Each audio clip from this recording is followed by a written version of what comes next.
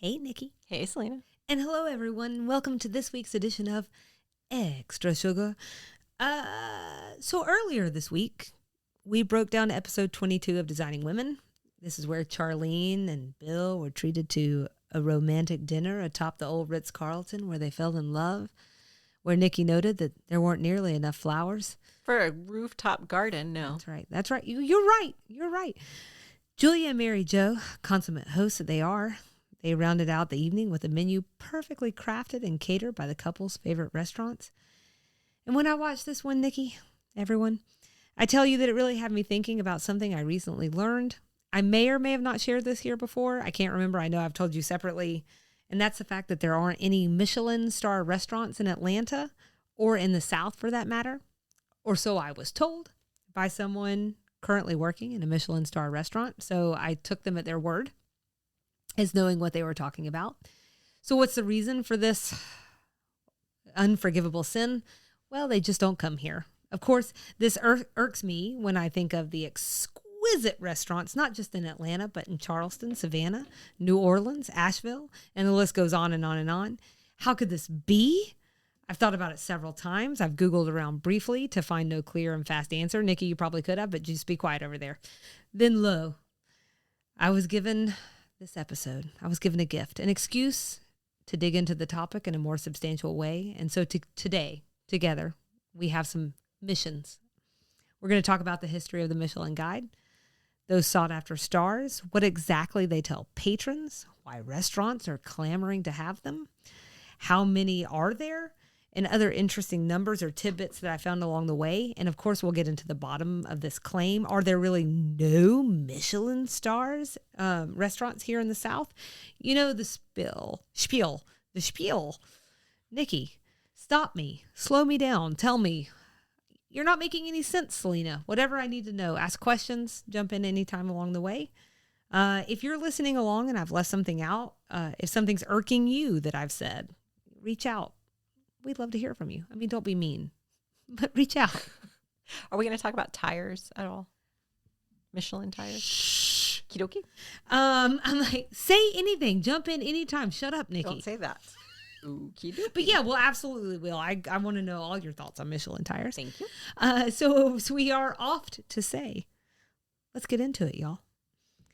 If you hear the word Michelin, as Nikki has just alluded to, and that makes you think more wheels than mills, well, you'd be right.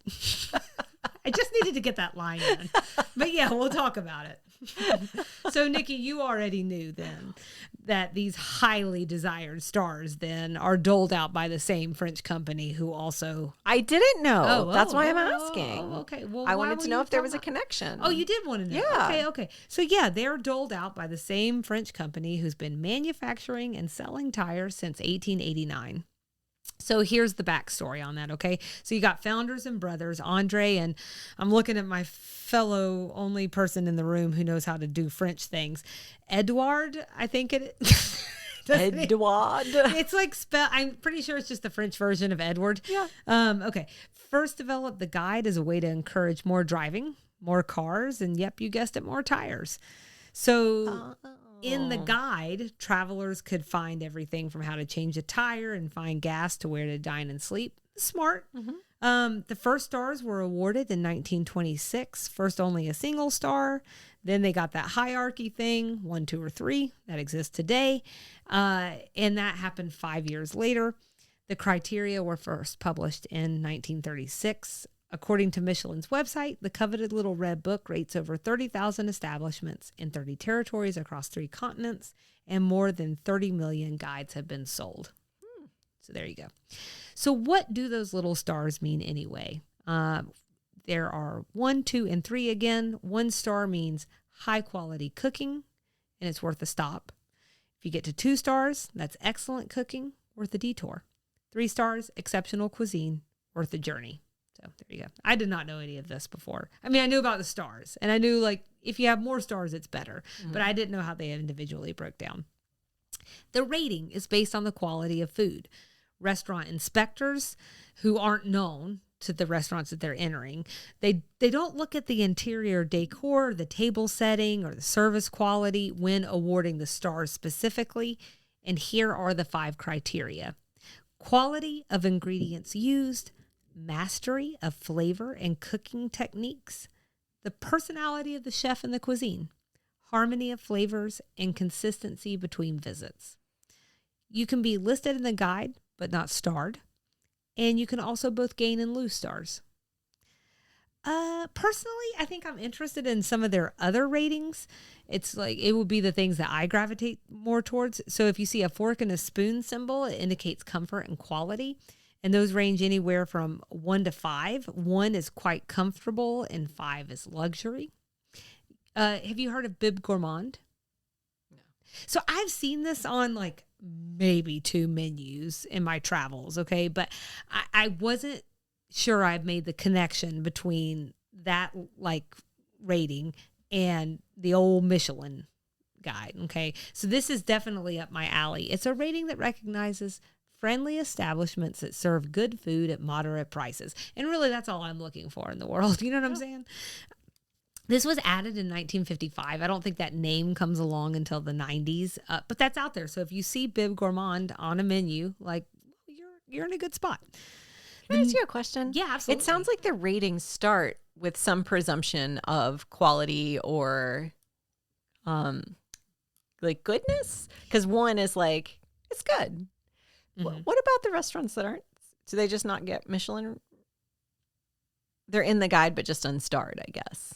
So like a Waffle House would be in the guide, but unstarred. Well, no, I don't think Waffle House is going to make it in. I disagree with that, by the way. It sounds like whatever you can get in the guide if there's like, and I'm going off memory here. So if this isn't exactly right, I apologize. I'm not a Michelin expert, but it's like this idea of like a lot of people are talking about it locally. Or like, so if there's a lot of buzz, that might get Michelin to go out there. Okay. So it's not like reputation might get them to go out there, that kind of thing. It's not a listing of all the restaurants in an area. No. Okay. Mm-mm. Okay. That helps. But that is a good point though. Like if you're not at whatever the 1 is, which is like good quality, or right. You say, like, what does that say? Mm-hmm. Michelin, help us. They did actually add a new rating, which is the Green Star in 2019. This is for leaders in sustainable gastronomy. Not surprising. That's obviously a huge trend out there and all of the things, because we want to like breathe and live. There are others still, which we'll link to in the show notes, but there's like a lot. So I don't want to go through every single one of them, but there are many things that they rate, I think, is the bottom line there. It is worth briefly touching on the group that makes these decisions. According to Travel and Leisure, the more than 100 restaurant inspectors, as they're known, work in almost 40 countries and travel 3 out of 4 weeks each month, visiting a new hotel every night, eating lunch and dinner while out on the road. So Michelin covers their expenses, but not that of their companions. These folks drive an average of 18,000 miles a year, and they eat at 240 different restaurants on average. Is this a job you'd be interested in? Depends on the salary. I know. I never saw a salary. I think that is a very good point. Generally speaking, that's how I'm going to gauge whether I'm interested in a job first. Well, I'm thinking like I'm getting to taste food and provide judgments for a living. So just like on the bare bones expectation alone, like that sounds good, but it sounds like a lot of travel. I just feel like I'd be tired all the time. Yeah, I think full. it depends. Yeah, I think it depends on how, like that's a lot. That is a lot of travel. Where are you staying?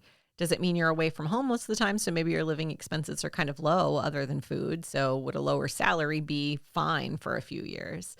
I don't know. And then like I one thing I didn't run across is like, what gives you the right? Right. You know what I'm saying? What are Like, the qualifications? Right. Are these chefs that are driving around? I Like, was don't wondering know. that. Yeah. I also I can reach a point where I'm kind of tired of eating, especially eating out. Like I sometimes just like to go through a phase of just eating at home because the portions are so big, but also like sometimes you just want to be at home in your comfies. And this sounds like you got to be a little bit fancy all the time. Yeah. I don't know that it's for me. Yeah. Although you may not be eating that much. I feel like fancy places, a lot of times the portions are pretty small. That's a fair amount of self-control also then, I guess, which is not my self-control. strength. No, I think I would just be 1,000 pounds. Yeah.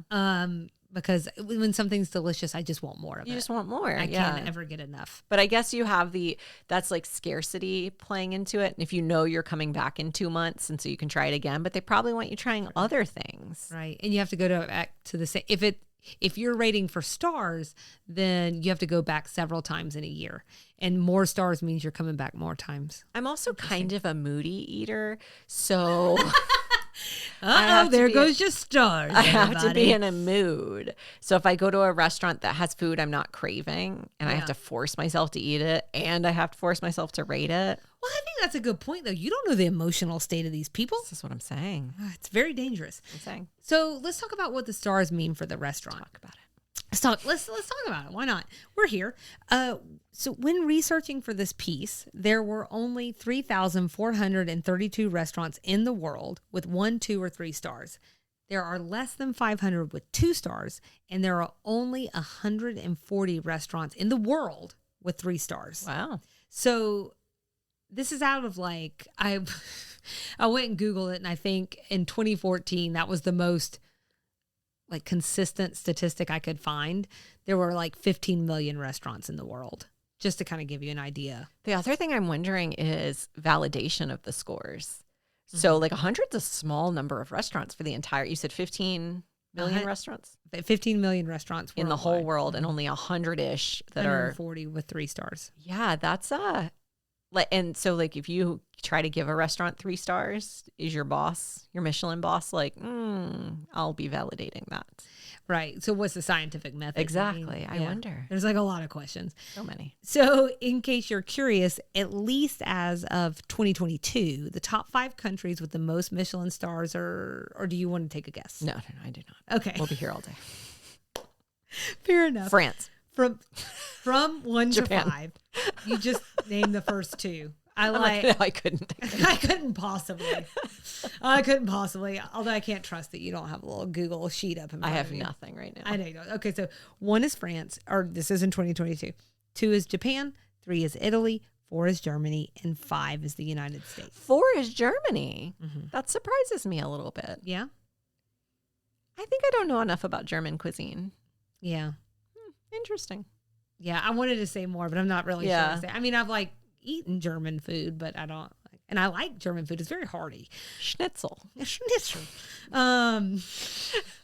So according to the Food Theory podcast, having even a single Michelin star puts you above 99% of the restaurants worldwide. Again, with some half-assed math, that sounds right. That's a cool stat. Yeah. That's me doing half-ass math, not them. I'm sure their math is great. Along with your star or stars comes immense prestige, exposure, and increased business. The team behind this food, their lives can change overnight. So it's a lot of pressure to be the rater. Oh, I think it's a lot of pressure all around. So Michelin didn't even come to the U.S. until 2005. Now remember, we were starting back in 1889 or something like that. 05. That's a long time. Now, I will tell you, I searched and searched and searched. If anyone knows why, I couldn't find it. Because they're French. In the U.S. They hate America, one. And 2, that whole freedom fries thing at least knocked us out for a few years. Right. But their bar for food and cuisine is way up here. And I am sure there's a little bit of a what cuisine does America have? Well, I think I have hot dogs? So many questions, which is also not ours. It's German. I was going to say. Maybe I know more about German cuisine than I thought I did. Right. Maybe we could claim apple pie, but probably not. Okay. So that's also German. No, I don't know. Anyways, but this is almost 80 years after the first stars were ever awarded. I did, however, learn that it started out solely focused on fine dining in New York City and has expanded to some pretty select markets since then. So currently in the U.S., there are 224 Michelin star restaurants, 178 with 1 star, 33 with 2 stars, and 13 with 3. Okay. There are 371 Bib Gourmand restaurants. The guide currently reviews restaurants in New York, Chicago, California, Washington, D.C., and 3 cities in Florida, meaning technically the person who spoke to us was incorrect. 3 cities in Florida is so random. we'll get into it. There are at least geographically Michelin Star restaurants in the South. Technically, geographically, because I think you could argue DC and Florida are two places in the South that we could highly debate whether or not they are Southern. We debated about Florida right here in this very room. Okay. So I kept digging through and learned some interesting tidbits about their inclusion. Okay. Basically, I was like, how can I tear this down? Someone likes to go on vacation. Well, let's start with DC. Now, they've been the longest reviewed since 2016. And this is according to a Washingtonian article, and that's not that long at all, okay? The culinary scene may have been the primary driver, but it's certainly not the only one. Apparently, D.C. has, quote, always been an important city for Michelin North America, the $10.76 billion a year corporation. Here's what Michelin Guide International Director Michael Ellis had to say. We need to make sure the locale is a locale that's of interest to the Michelin Group, because as you know, our main activity is not publishing guidebooks. It's making and selling tires. Federal regulators are based in D.C. So all the regulations that surround governance and technical specifications for tires, we have an important relationship with the federal government. Okay. He added the company also equips all the branches of the armed services, including tires for F-16 fighter aircraft and other military vehicles. Sounds like a pure motivation to me. Moving on. Let's take a closer look at Florida, who got into the Michelin game just last year. So it's very possible that this person we spoke with, like Florida had just come in and they didn't even really notice it yet. I do believe they are the first place in the continental U.S. to pay for their inclusion. According to one article I read, 4 tourism agencies teamed up to pay Michelin a sum of Miami Herald estimated at $1.5 million over 3 years. It's apparently not without precedence, just to be clear, for the guide to have like a monetary relationship with either a tourism board or a government entity. It's just not common here in the U.S. An Eater article I ran across points out that this kind of financial relationship happens with these high-profile restaurants and tourism boards more than us common folk realize. It's just not... it's not just Michelin either. Here's a couple of other examples. So Tourism Australia paid $600,000 to the host to host the 2017 ceremony for the world's 50 best restaurants in Melbourne. And then here in the U.S., tourism boards in Louisiana and Chicago have used big money to lure Top Chef and the James Beard Awards to their cities. When it came to Michelin and their stars, no matter how you slice it, large areas of the country are just painfully overlooked. And where we're talking about the South specifically, and it is included, it's just like a little hard for me to get excited once you know the business and financial motivations that are in the mix. So you have questions before I move on? Because your face looks like you have questions. No, well, what I'm trying to figure out is maybe instead we should refocus our energy on trying to convince them why the South would be a great place to come with some of the things they mentioned. Sure. So like the highways and byways of the South, there's a lot of driving happening between major cities. Charlotte to Atlanta, you pass many cities coming down, going from Atlanta to Florida. That's a long stretch. Do they know that we're at the 4 corners of the sex trade? We need tires. We need tires. This is where NASCAR started. Look at you with your business hat on. This is what I'm saying. Yeah. Southerners don't really care for the French, but we can overcome that because we do like tires in our cars. Did you just stereotype? I did badly, but I think that's where freedom fries came from. Unfortunately, was from the South. Oh, was it really? I'm pretty sure. Oh, yeah. But then the other thing I was going to say is I could eat a freedom fry right now. The military angle. There's a lot of military happening down here, and there's a lot of small companies, especially in Atlanta, which I know of from familial relations, that outfit the military with certain things. So there's some stuff happening in Atlanta that could. Well, help out Nikki's Michelin. Making a case in case somebody wants to slip this to the old Michelin folks. I don't really care that much, but it could be beneficial to everyone. Well, let's talk about the criticisms of the guide, because there are some, and there are also critics of the guide. And maybe we do want to hear, maybe we don't. Maybe we don't. I don't know. Yeah, hold on. Yeah, hold the phone. Hold the Michelin phone. So it's a really Euro and specifically Franco-centric, which is what I think we've been dancing around here a little bit. Did we dance around it, or did I just flat out say? I don't like the French. I didn't say that. No, she doesn't mean it at all. She loves the French. We love everybody here, okay? But it's so... Or like I would even describe it as like what might be considered by Michelin, I don't like preferred cuisine. Okay. So this is a pretty consistent criticism across what I saw and what I read. But D Magazine, this is out of Dallas, really cut to the heart of why this matters. It creates racial disparity. So they flagged that the current Michelin guide for California lists just 2 Mexican restaurants as star-worthy. This is out of 87, even though the Golden State is more than 40% Hispanic or Latino. I mean, that is a disparity for sure. Then similar for Florida, there are 4 sushi restaurants on the list, but only 1 each for Mexican and South American cultures. It's also biased towards expensive or fancy restaurants. So this might be a little bit of an older stat, but one of the things that I read said that out of the thousands of restaurants with stars, only 4 have $1 sign. Oh, I just assumed this was all relatively fine dining. I thought that was part and parcel to being Michelin starred. They would tell you it's not.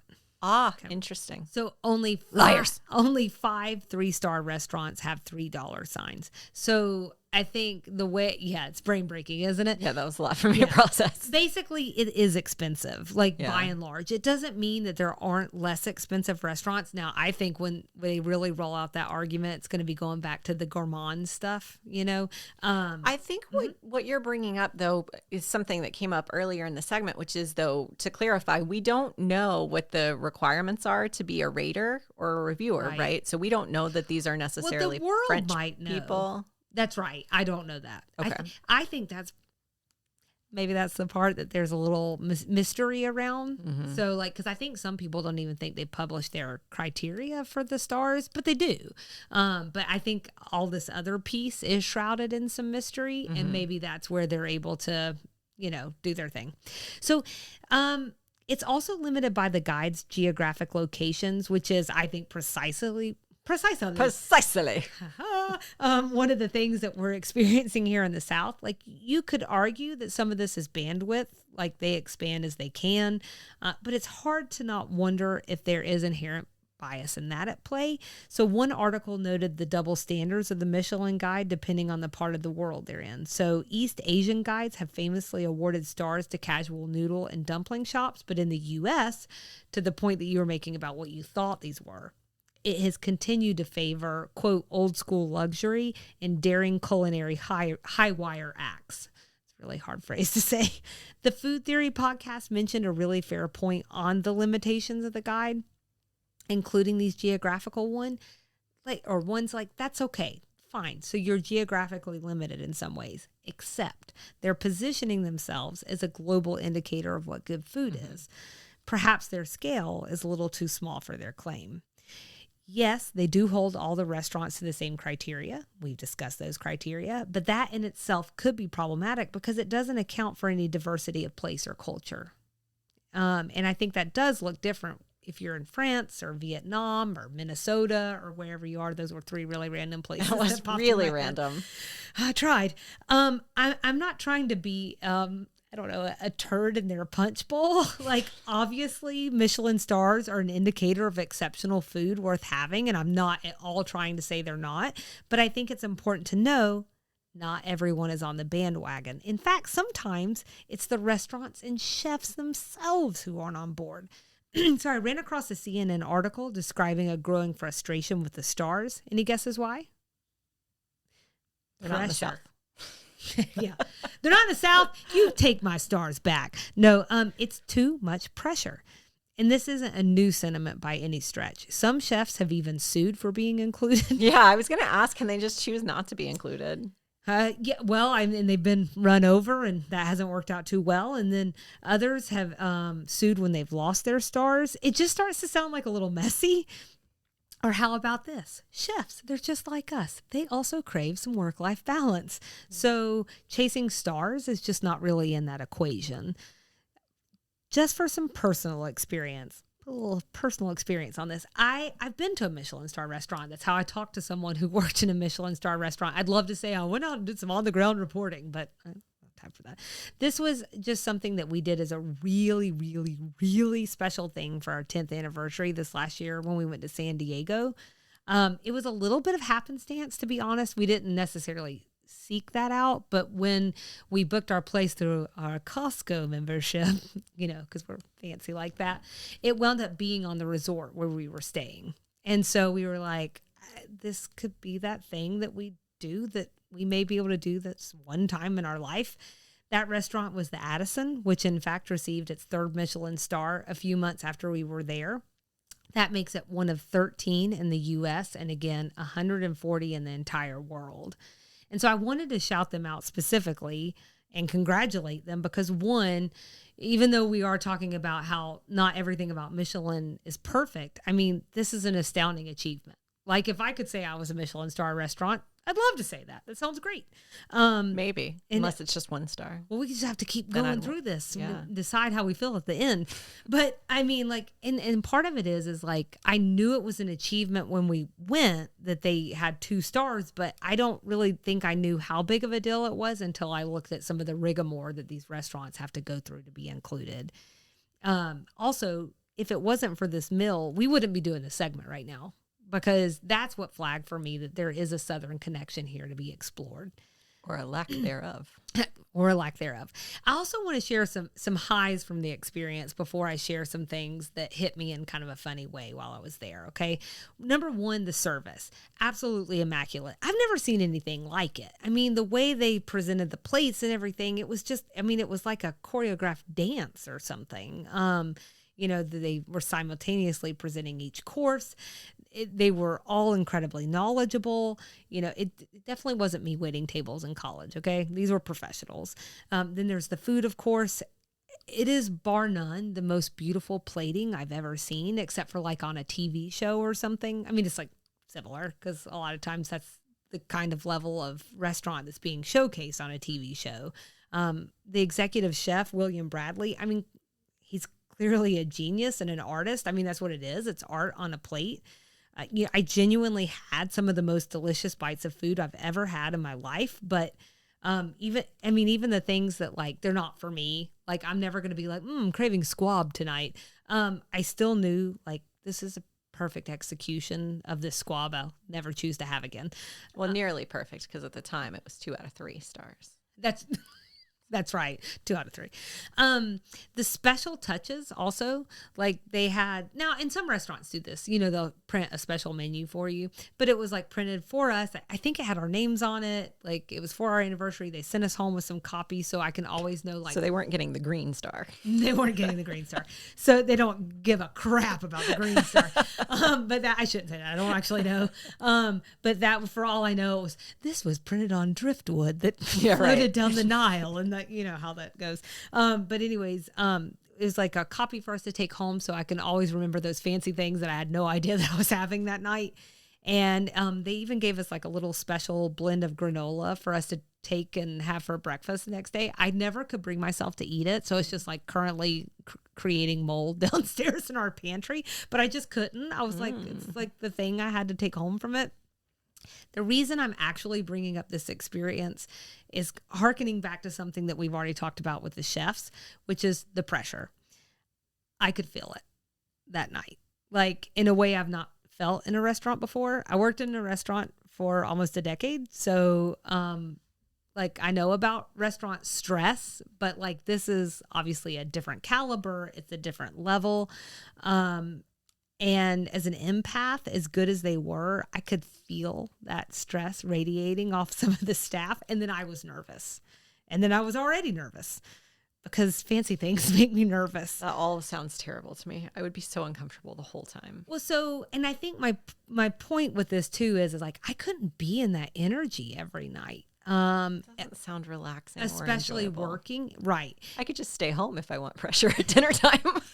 Well, yeah, that's true. I don't have my milk, mommy. Sorry. Where's my 3-star milk? Sorry. I'm thinking about anyone who like eats in these places with any regularity. I'm not sure how they do that. I mean, that's not really what a multi-starred restaurant is for. Like no one's going in there every night, but you know what I'm saying? So previously there wasn't really a reason in a California restaurant that was actually capturing California flavors to post any of this on social media. But now that we've talked about it, I'd be happy to share some of that for people to see it. I mean, it is food that was created to be seen. Did you pull out your phone and take pictures? Absolutely. I took pictures of every course. Yeah, you can do that. They want you to. You could tell they want you to. But you didn't leave your phone on the table, did you?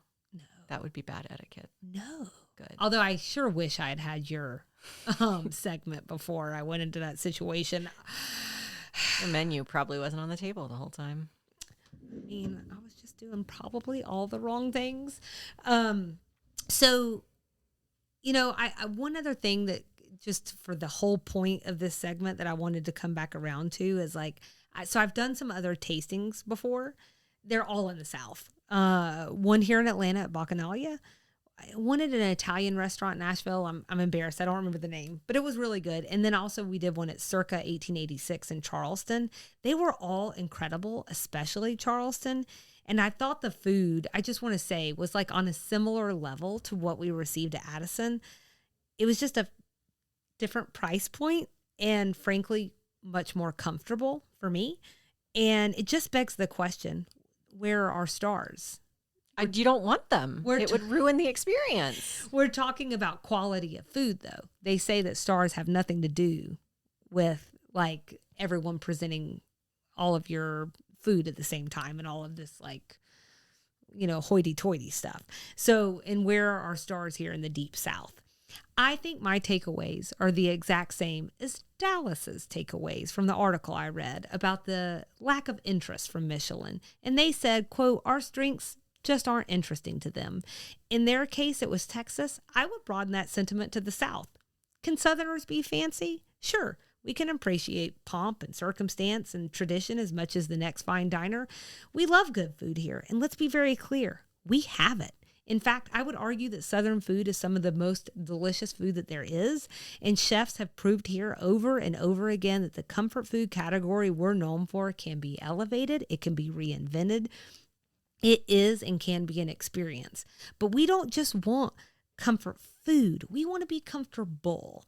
While Michelin rates comfort, I'm not sure our ideas of what that means are quite the same. And that's okay. Because at the end of the day, just like they also said in Dallas, it's their loss. You know how to find us on social media, the website, email us, DM us, rate and review us. And please, if you're enjoying what you hear, definitely rate and review us because that will help people find us. And if you don't, they won't. It's pretty simple. And that's this week's Extra Sugar.